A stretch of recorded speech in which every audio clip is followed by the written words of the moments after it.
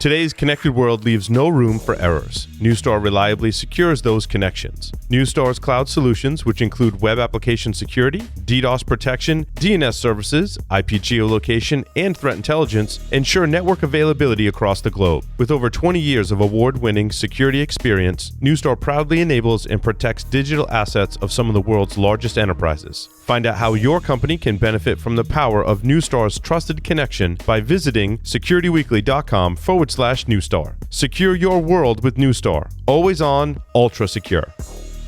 Do you worry about ransomware, data breaches, reputation damage, especially from phishing attacks, on employees working from home? The facts are, top cloud security tools have a 15% failure rate. 51% of phishing is social media based. Pixum knows because Pixum detects and stops breaches at point of click. Pixum's AI real-time solution detects actual fraud happening in a browser and stops it. Know your real security gaps. Get a phishing actualization test free at securityweekly.com/Pixum. That's PIXM. As your attack surface stretches from the data center to the cloud and the device edge, security teams need visibility across it all to confidently detect and respond to threats. Experience frictionless hybrid security that helps you stop breaches 84% faster with ExtraHop's Reveal X360, the first and only SaaS-delivered network detection and response. Explore the interactive demo at securityweekly.com/ExtraHop. Welcome back, everyone, to Enterprise Security Weekly. If you want to stay in the loop on all things Security Weekly, you can visit securityweekly.com/subscribe to subscribe to your favorite podcast catcher or our YouTube channel. Sign up for our mailing list, join our Discord server, and follow us on our newest live streaming platform, that is Twitch. So make sure you go to securityweekly.com/subscribe. And we are here to talk about the enterprise security news. I think we'd be remiss not to jump into the first funding announcement from the company you work for, Tyler, JupiterOne. Yeah, it was a good day yesterday. We intentionally launched it on May the 4th. Nice. We did May the 4th memes every 30 minutes for 10 total hours, and we did some custom videos with Star Wars references, and yeah, it was a fantastic day yesterday. So what was your favorite Star Wars meme? Oh goodness, I think I like the one we actually wrapped the JupiterOne logo, which is a circle. We wrapped it on BB-8, and the R2 or C-3PO was asking him specifically, how much did the venture capitalists pay you to wear JupiterOne's logo, which I thought was pretty funny and unique. It's amazing though. Like when we think about a movie series that has come under so much scrutiny in every single detail, being a Star Wars fan pretty much my whole life, right? It's just, I still today learn of things. I'm like, I didn't even know like that was a thing. Like, did you know about the ice cream maker? The Hamilton Beach ice cream maker is in Empire Strikes Back in Cloud City. And there's a guy, and now Star Wars fans are gonna get mad because I don't remember the guy's name, but there's like an extra running around in the background holding this futuristic looking device.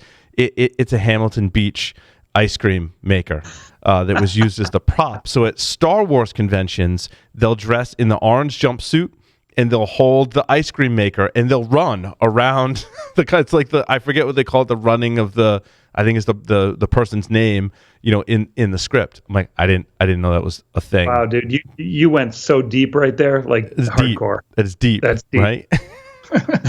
It wouldn't surprise me if somebody told me that they had a PhD in Star Wars studies at this point. Right? If not now, it'll be a thing in the future. Yeah, I was just at Galaxy's Edge when I was on vacation, and it was amazing. I mean, you feel like you're in Star Wars. It's just fun to just walk around and explore, and you encounter characters. Like they have people that come out and are in, like actors and actresses that come out that are in characters. So cool. Yeah, so we got to announce the round on May the 4th. We did it intentionally so we could have some fun with it. Star Wars. We took a normal amount of money compared to some others these days. It does look like a more normal amount of money. Yeah, we're a little bit more rational crew. We're not necessarily. And my dog Rose is saying hello. Sorry. There's always the chance that happens, but we're not trying to jump out of the airplane at 1,000,000 miles an hour and hope we land on our feet, right? We're a much healthy company, and so we took a nice normal size round. That's awesome. Are there any other funding rounds that were like a ridiculous amount? Yeah, there's the Vanta one for $50 million. Yeah, for a Series A, that's big. That was who was that? They don't have a ton of revenue either. A Vanta? Yeah, I think you've got them on your list too. I've got them on mine, but so they're trying to automate SOC 2s, high trust, FedRAMP. They don't mention FedRAMP, ISO 27000. So that stuff is, generally incredibly painful. Like, when people imagine what CISOs spend a lot of their time on, especially vendor CISOs, they generally don't think FedRAMP and SOC 2, but an amazing amount of time gets lost into it. And it doesn't really feel like you're doing security at that point. So I think anything that automates part of that and makes it less painful is just going to make a killing. Yeah, the reality there, if you ask me, is that if you can automate the collection of evidence, you can take compliance, which typically is a sample set of your environment. If you can put automation around the data collection, you can go beyond just sample set based compliance and go to the looking at the entire environment, which basically takes compliance and turns it into real security, right? And that's what Vantas are trying to achieve. That's JupiterOne has a compliance segment of our application that we compete with Vanta in, and that's kind of the value there is compliance is a very low bar. Let's give you compliance, but on the back of real security. And I know some people that do very well on the PCI side of things, where just consulting firms, that are QSA firms have built their own tools and done some of this work. And the basic idea is, when a QSA goes in, one of the main things they're looking for most of those requirements are just like a directory full of, samples of evidence and stuff like that. And most of that can be automated. Yeah, the JupiterOne originally, the idea was to solve a compliance problem inside of a company that our founder was the CISO at. And there were no good tools that he liked that did the job the way he wanted to do it. So he started to build it on top of a graph system.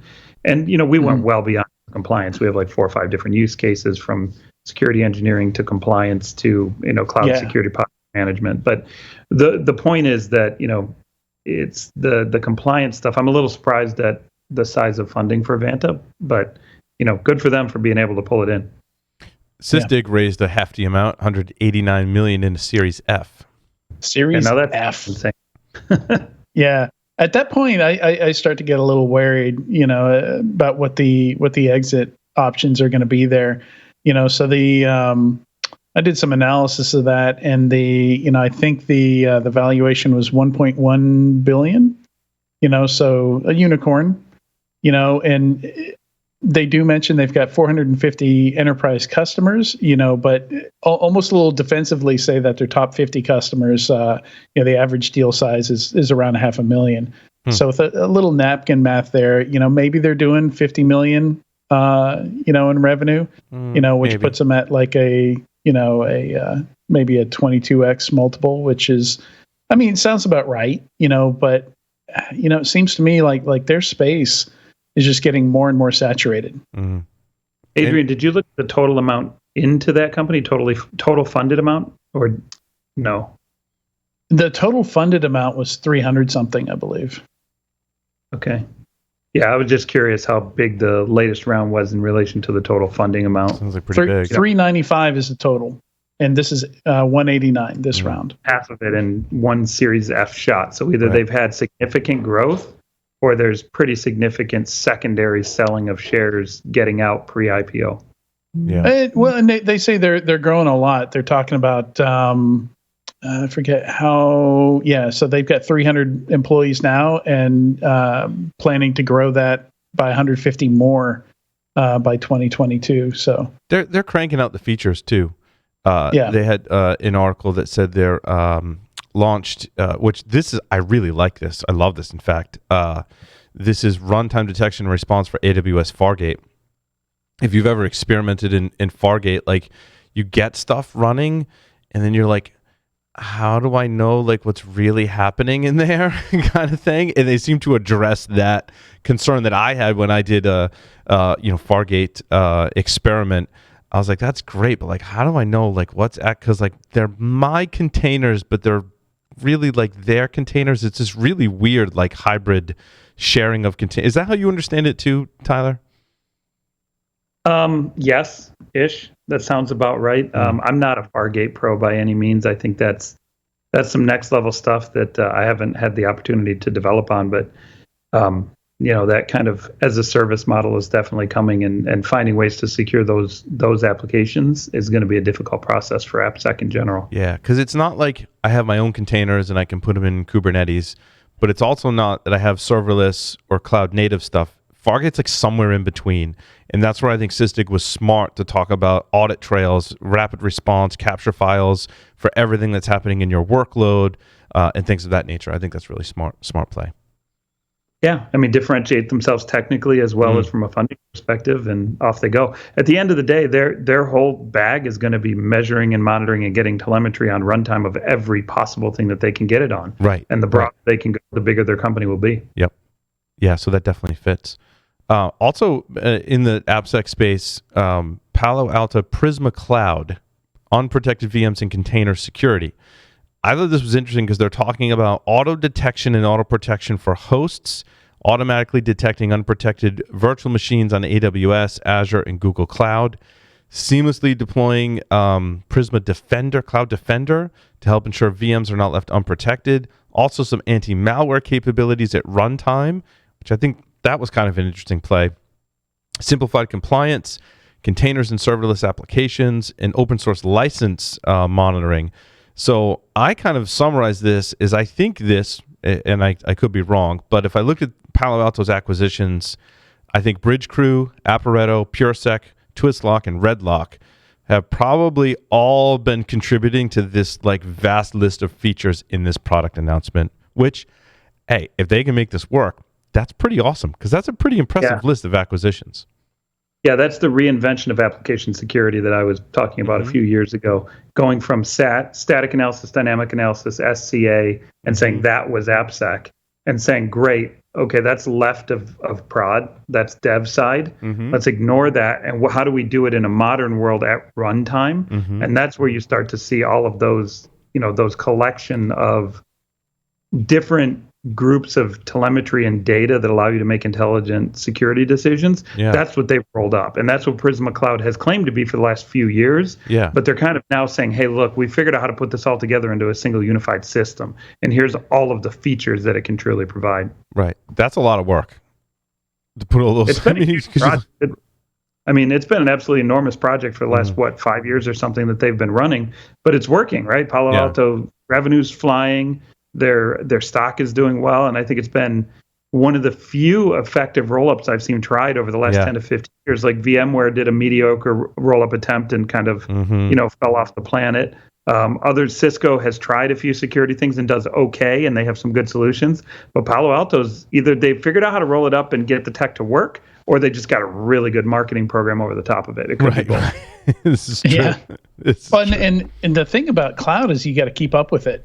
It can't be something where you do a bunch of acquisitions, over 2 or 3 years and you're good for a decade. Like cloud is going to change, and you gotta move with it with a lot of that stuff that they acquired. Yeah. Else the technology will get stale and it'll get replaced by something else. And I agree with your earlier comments, Tyler, that, we're moving towards a lower code, or you're coding in different places.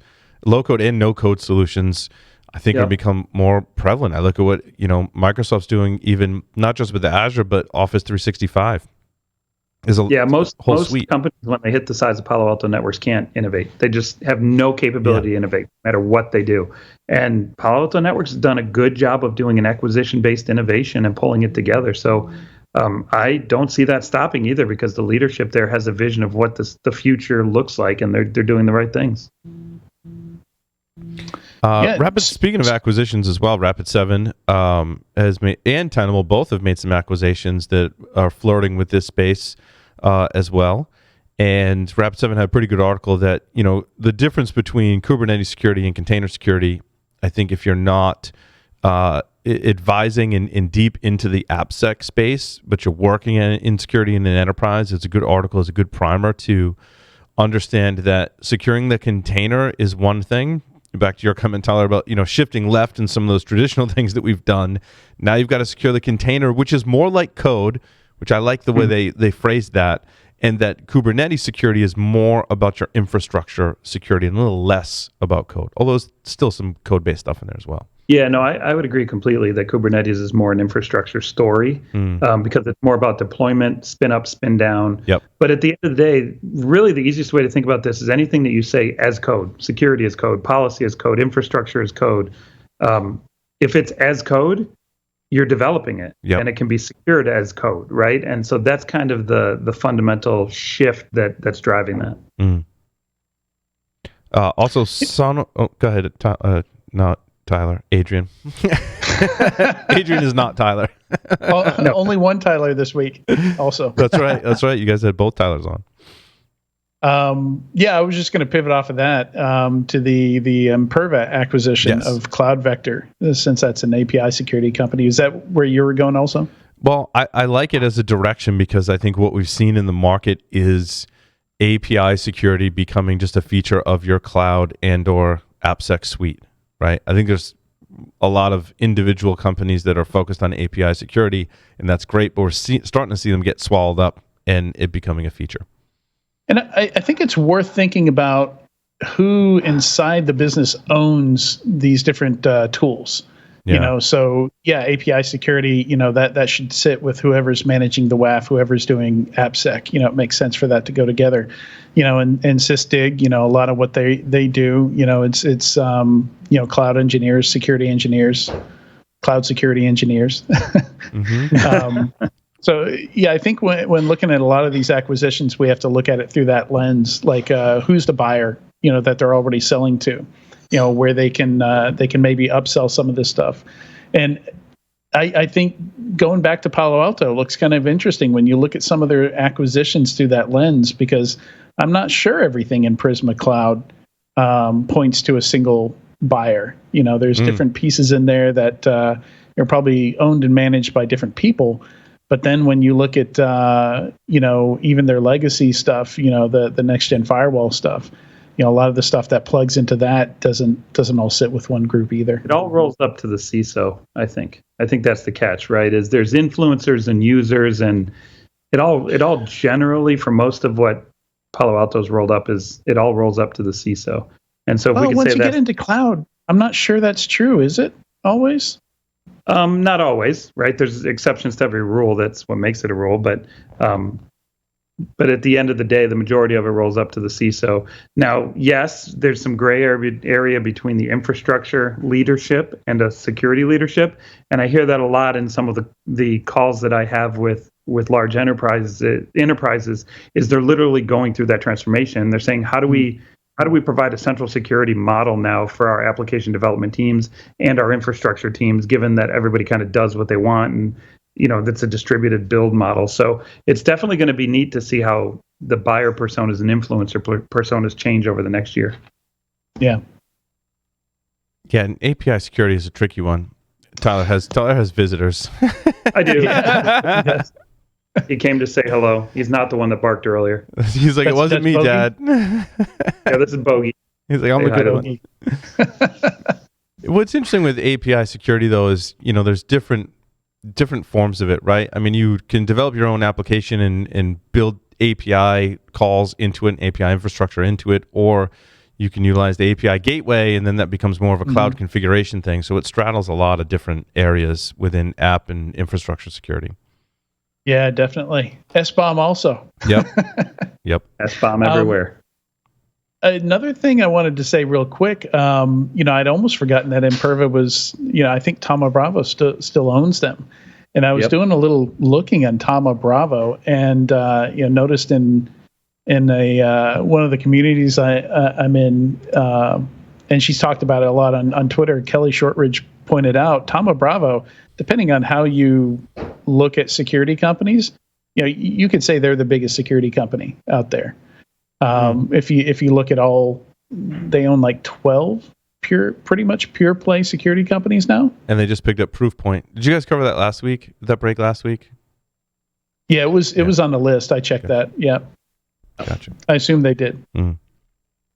But yeah, Proofpoint, SolarWinds is kind of in between. Sophos, Thycotic, Centrify, Venafi, Veracode. They still have a big stake in McAfee, even after the IPO. Logarithm, Imperva, which is the one we're talking about now, Exostar, and Barracuda. Cool. That's a lot of stuff. In funding, too, Cymulate picked up $45 million in funding, and they expect to hit a $1 billion valuation within 2 years at their current growth and revenue rate.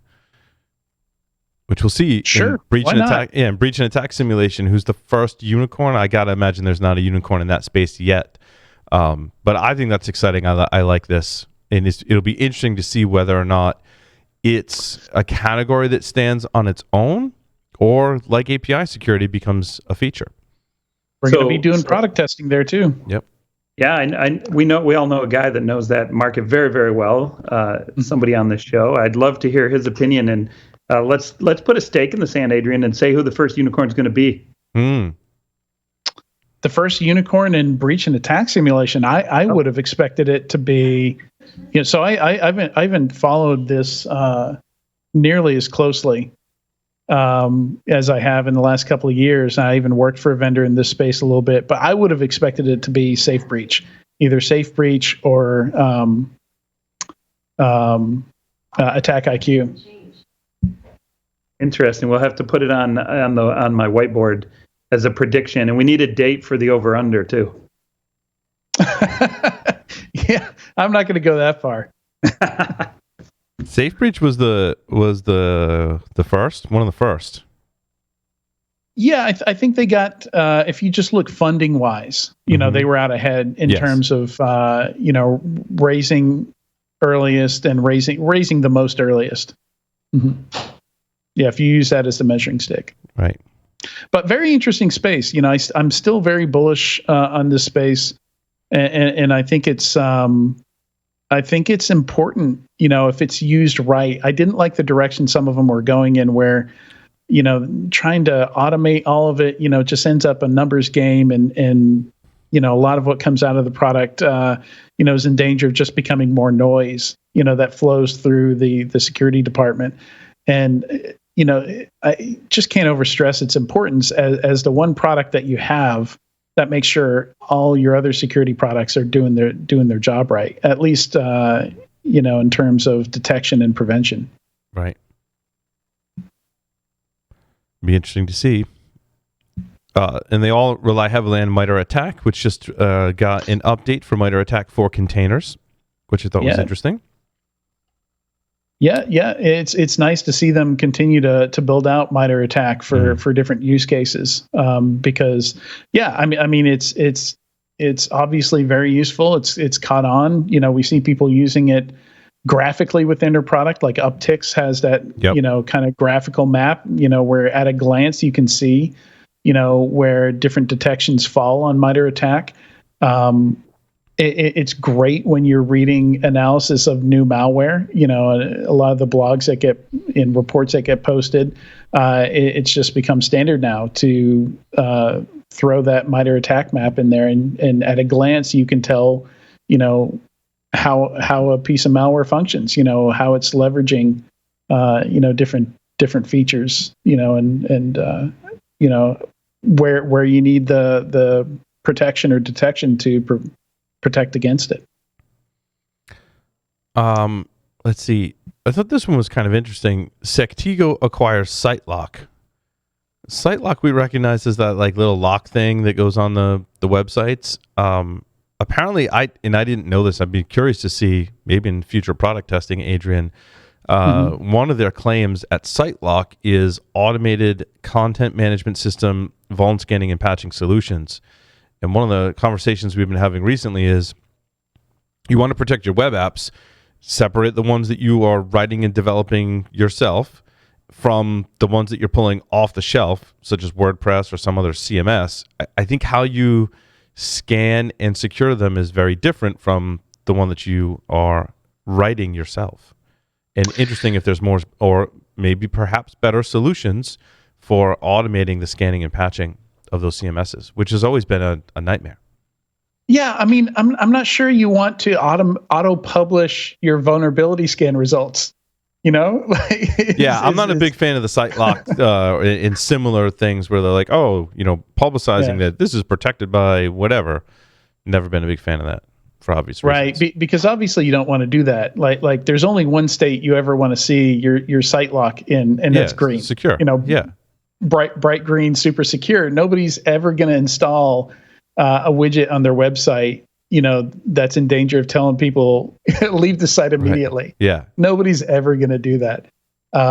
But it's interesting how this kind of slots in between. We were just talking about SBOMs, because it's looking to do that component analysis, and let you know when you've got something out of date, and attack surface monitoring, which completely overlaps with this and does the same thing. It's letting you know when you've got something that's vulnerable and exposed to the public internet. Certainly something to keep tabs on. KnowBe4 launches artificial intelligence-driven phishing feature. And I'm not sure how deep they're going into the AI that's behind what the phishing email looks like versus other kind of environmental factors to know who and where and somewhat how to execute and do the phishing test. Is kind of what it sounded like to me. Certainly, I think KnowBe4's got a vast amount of data to base some of this on, and I know many of us still poo-poo the AI ML thing, but a lot of it comes down to the data that you have and you've collected, and KnowBe4's large enough to have a lot of data to base this on. This kind of reminds me of those tests that you take, those dynamic tests where based on how many questions you get wrong or what kinds of questions you get wrong, it'll keep asking you more. Yes. To give you a chance to redeem yourself. So it almost reminds me as an extension of something like that. Like basically what this is, they're personalized phishing tests for employees, right? Mm-hmm. So the real question is, why did they build this themselves? They just had a monster IPO. They're flush with cash, and there's probably 20 different phishing companies that do similar things that they could just acquire. Why time building it? Good point. Build it versus buy it is a tricky decision. Yep, indeed. What else we got? Code 42, who's sponsor of the show. We saw the commercial at the top of this segment, I believe, or the last segment, I forget which, but they're insider, so they've pivoted obviously into insider threat detection. This was interesting.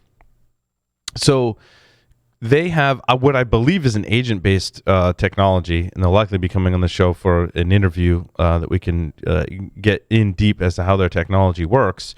But they're doing this browser upload detection, and their claim is that they don't need a proxy server or a browser plugin. And what I'm assuming is that it's running on their agent. So it doesn't matter what browser you're running, they can do this upload detection.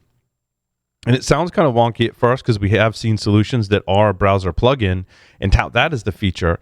In this case, I think it's interesting because some applications on your workstations for your users may be a browser, but you may not know it, right? They may be doing browser-like stuff, but it's not a Firefox or Chrome or Edge or something like that, right? It could be maybe your Slack client is behaving more like a browser because that's how they're uploading files. And there's a lot of applications I think fall in that category. I think nice to be able to protect those with agent-based technology. So that's something I can kind of get behind, Yeah, it looks like they've got agents for Mac, Windows, and Linux, and yeah, you're spot on how they're doing it. The thing that I'm not 100% clear on is if they're doing their own DLP, because they do say they integrate with other DLP. Like a lot of people are using G Suite or Office 365 DLP features that they've got built in there, which you can use via API. But yeah. I think we're going to see more and more data security. Years ago when I was at 451 Research, I'd been saying for a while that, we're just going to push off data security as long as we can in the industry because it's so tough. Yep. Because the moment you start blocking people from uploading stuff, they can't do their job. They can't share that file with a contractor. The project, is late, and you hit you go across a deadline. and that software is coming out of there. It's the first time that happens, and data can't get from point A to point B, and the business can't function normally. It's tough, and it's interesting because we are starting to see more and more people diving into this again and trying to solve some of these problems. BlackBerry actually bought a bunch of companies that did data security stuff like this. Like I'm probably going to blank on the names. I don't Docu something. There's a really interesting one back in the day that they acquired. I can't remember the name of it, but it was one of those where, for somebody to interact with the data that you sent to them, they'd have to download a binary, they'd have to install it, and then you give them a passphrase or something like that. And they're doing some PKI, some public-private key there. But we've got to get there eventually. This is an interesting one, though. Any of your stories you'd like to cover, Adrian? Yeah, I mean, definitely some funding on my list, but had some interesting things in the bottom. Tenable's got a new product, Tenable.ad, Active Directory. AD standing for Active Directory. I didn't feel like that needed to be explained. I thought it's an interesting time to introduce that, as people are kind of moving to cloud-based Active Directory, and it's I don't know how much more life Active Directory has in it, but clearly Tenable thinks enough that they're going to come out with a dedicated product for it. Wonder if you have any insights on that, Paul. Does it? Hey, Paul, answer. Does it work with Office 365's version of AD in the cloud? Azure AD? Yeah. I would hope so. Yeah, me too. Because if it doesn't, it's kind of a DOA, dead on arrival scenario. Yeah. Was this through the recent acquisition of Allside? Didn't Tenable just made an acquisition, right? I don't know if you guys covered that last week or not. I remember talking about it in the last couple of weeks, but I don't remember specifically what they do. Let's see. Allside, Active Directory Security. I'd be surprised if it wasn't. Yeah. That was a quick reskin and rebrand. Yeah, that's kind of interesting. It's SaaS, but yeah, I mean, that's super quick. February was the acquisition. It probably didn't even close in February. Interesting. Yeah, I mean, I think Active Directory security is going to be a thing we're going to be talking about for a long time. Yeah, I think there's tons of value if they can do it in the cloud properly, and Yes. given the new models of what AD really is, then it makes sense. But if you're talking about traditional AD, then why bother? No mention of Azure anywhere on the Tenable site or on the acquisition of Allsids. I would think if it worked with Azure, they'd have plastered that everywhere. Yeah, because Azure AD and O365 are really where some of my more recent concerns with infrastructure security lie. Because when you start peeling back that onion, there is so much configuration. There are so many ways to implement so many different services and tie them together. Yeah. There's basically a lot of ways to shoot yourself in the foot. It's what I've found, right? I'm going to retract that real quick. It does say check the security of Azure Active Directory domain services, AWS Directory Service, or Google Managed Service for Active Directory in real time. So retracting that statement, Azure is covered.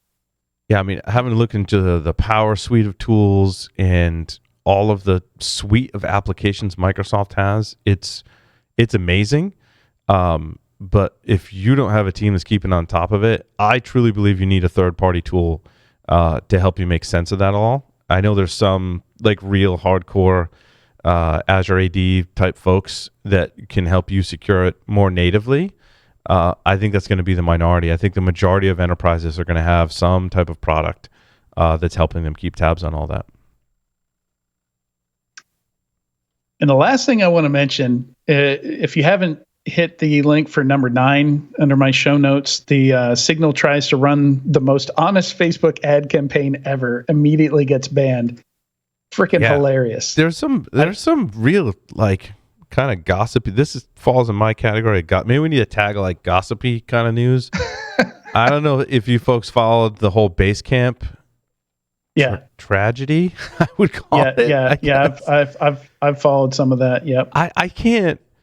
You only get what the press is telling you, from what I can imagine, what employees are saying on Twitter, right? But I don't know what led up to the just implosion at Basecamp. I'm not sure what some of the views are. There's a lot of things that have been written about it. They had nicknames for their customers.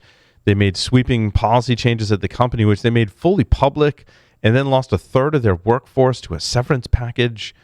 Like, I was like, wow. And now they're backtracking, right? Now they're backtracking. They're like, oh, we screwed up bad. Yeah. I mean, I've already heard it discussed on a few podcasts, and with most other people, I don't know enough to have a strong opinion on it. Like it seems like there's a lot of inside backstory, and we'll probably hear a lot of ex-employees tell some stories. Yeah. But I mean, there are a lot of companies out there that look super transparent and they sound like amazing places to work. And I mean, it's still marketing. Mm-hmm. It's never going to be the full story.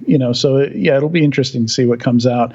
I'm still a big fan of a lot of their ideas. I've read a lot of the Basecamp books.